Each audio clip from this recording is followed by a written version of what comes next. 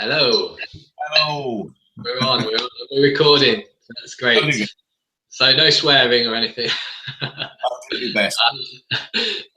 Okay, so the intention behind this, Geoff, is really to pull together lots of different voices from the sector. So the well-known gurus like yourself to the lesser-known voices, but equally as important, and pull everyone together just to share their ideas and resources.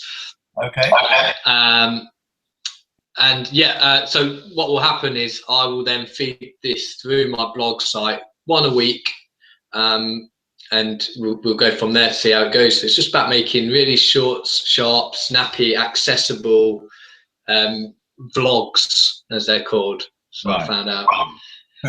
Okay, so we've got 5 questions with Geoff Petty, and welcome to you. And I shall start with, what is your current job role, Geoff? I'm retired, but I'm writing. I'm doing the occasional national conference, if it looks interesting. But basically, I've stopped doing my sort of work that I used to do, which was largely going to colleges and running training days with all the teaching staff there. Okay, that's interesting. And what was your teaching background, Geoff, if you don't mind me asking? I taught in schools for the first 7 years, physics, A-level physics, GCSE physics, a few other things, sort of general science and that sort of thing. If you got caught in the corridor at the wrong time, you might do a bit of sports. But then I moved into further education after 7 years of teaching in schools, and then stayed in further education from then on. And again, I taught physics, but I got more and more involved in initial teacher training and PGCE and run-ups to the PGCE, and managed that, and also things like lesson observation and so on in my college as well. But basically, physics and teacher training, really. Okay, thank you. And who would you say has been the biggest influence on your teaching practice, and why? I think perhaps the biggest influence has probably been Dylan William and John Biggs. People know John Biggs a bit less, so I'll say a bit about him. He's written a number of books. He started as a school teacher, but eventually moved over to being involved in initial teacher training in higher education. And he's written some wonderful books for that, which work in further education or in schools as well, actually. But he's tremendously insightful about the process of becoming a teacher. And one of the striking things he suggests, for just one of the many things he suggests, is that teachers start off by worrying what they will do.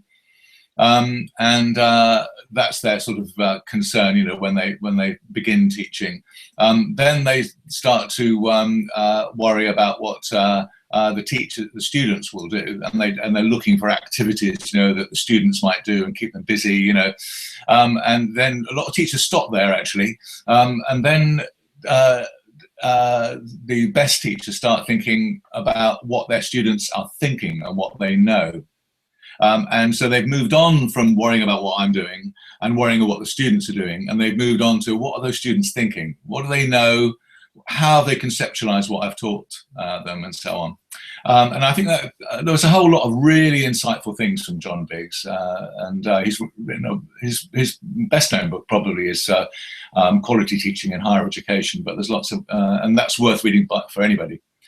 Anyway, so that's that. I think those Dylan William and John Biggs. Okay, thank you. And you touched upon a piece of reading that you'd recommend. We'll ask another one for another one. Is there anything else you'd recommend that teachers pick up, and why would you? Well, I'm a great believer in being strategic about what you read, because there's so much bloody stuff out there. And it's so easy just to say, oh, this looks interesting, oh, that looks interesting. And places like Twitter are exceptionally distracting from that point of view. There's all sorts of things out there, much of which is very interesting, but a lot of it isn't actually all that important. And so it took me decades to work this out, but there's not a lot of point actually in reading research, because for every piece of research that says one thing, there's another bit that says something different and says the opposite often, in fact. So you think, oh God, what do I do? Well, the answer is you read research reviews. The thing about reviews are that they're very systematic, and they get all the information in a certain area. Let's say it's about assessment for learning, or whether it's about questioning, or whether it's about behavior management in the classroom, whatever it is. When the person does the research review, they've got to collect together all of the research that's been done in that area. Whether they like it or not, it's all got to come in. And then they've got to systematically work out which is the highest quality research in terms of, say, the numbers of people that were in the research study, how long it went on for. And then they choose the highest quality research in that particular area, and then they summarize it in a very systematic way. These research reviews, or meta studies, or best evidence reviews, all these things are the best things to read, because people have done the reading for you. And then they've told you what you would have found out if you'd bothered to spend 2 years reading all the stuff on this. So I would suggest this one. And it's quite an old one, actually, but it's a research review done by Professors Black and William on what we would call assessment for learning. But it's still a fantastic read. Although, you know, a lot of people don't like reading research reviews because they're a little bit bit stiff, you know, academic. So why not read that instead, which is a Dylan William book on formative assessment. And this is sort of 20 years after that. And he's pulled in a lot of stuff since he did his research review. But the great thing about that would be, first of all, it's incredibly authoritative because it's written by somebody who has looked at all the research. Secondly, it's about formative assessment, and just about everybody accepts, so that has more impact on learning than any other thing you might do as a teacher. And thirdly, what most people do in formative assessment isn't really all that high quality, because the culture of teaching has sort of developed strategies which are expected, but they don't actually work very well. And there are lots of methods that work so much better. And that book's a wonderful, very readable, you know, very, very readable. It's almost as readable as my stuff. This is really good. So there we are. Read a bit of Black and Dylan William, Embedded Formative Assessment. And prior to that, one of your books as well, Geoff. Thank you for that. Fantastic. And if you could then, I suppose we've touched upon it really, if you could recommend one teaching strategy to teach them, why you'd recommend that, that would be the final question. Thank you. The one teaching, the reason I'm suggesting this teaching strategy is that, rather like John Biggs, we want to know what your students are thinking. Yeah, how have they conceptualized, if at all, what you've taught them? Have they got it, you know? And formative assessment works best when it's pretty damn quick, because if you discover early that your students, say, you know, a quarter of the way through the lesson, you realize, oh, they haven't quite got this.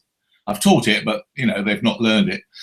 Then you can fix it. If you're a quarter of the way through the lesson, you can fix it in that lesson, and the students don't walk out with misconceptions. If you don't discover those misconceptions, then the students will come, you know, to a misunderstanding, and they'll have it maybe for months, you know, and it might be some time before you pick it up. So here's a teaching strategy. It's called assertive questioning, which discovers those misconceptions very, very early on indeed, and students love it.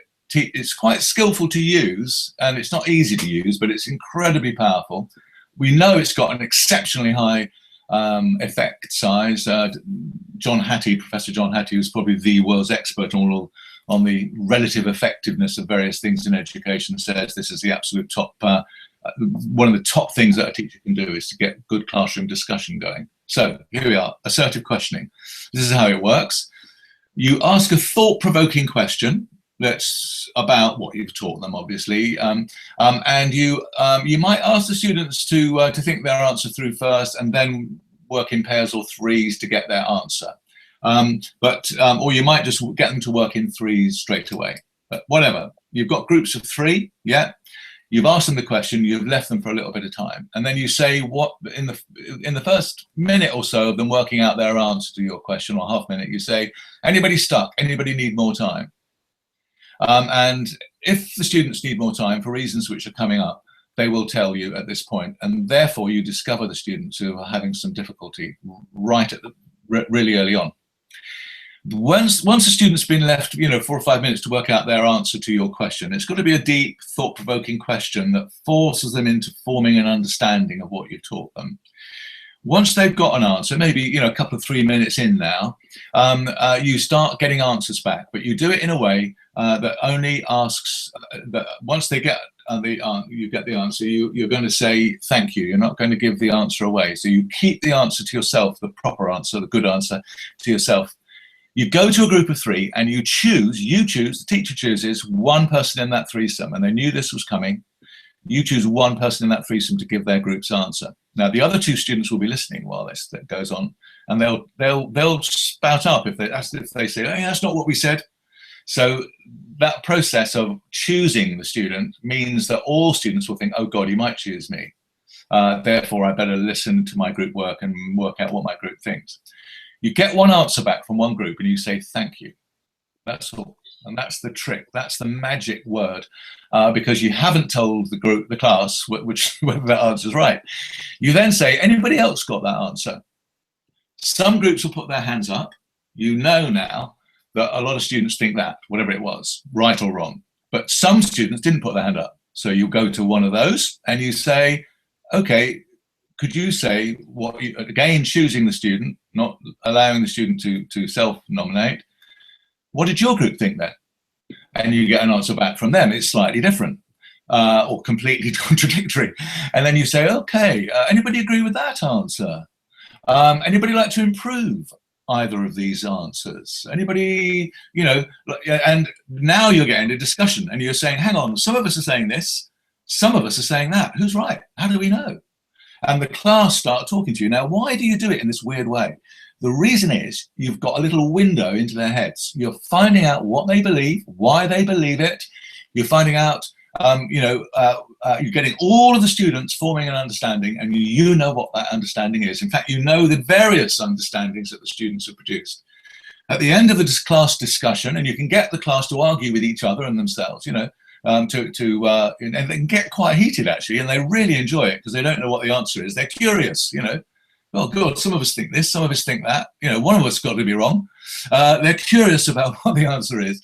So finally, when you think that the class discussion has told you enough about what the students think, you say, "Okay, well, that answer was a jolly good one, but the reason why you were saying this was because of so-and-so, but that's not right, is it? Because we said," and you clear up the whole story now and tell them what the proper answer is and why it's the proper answer and why the wrong answers were wrong. And then you know exactly where they are and you can build on that.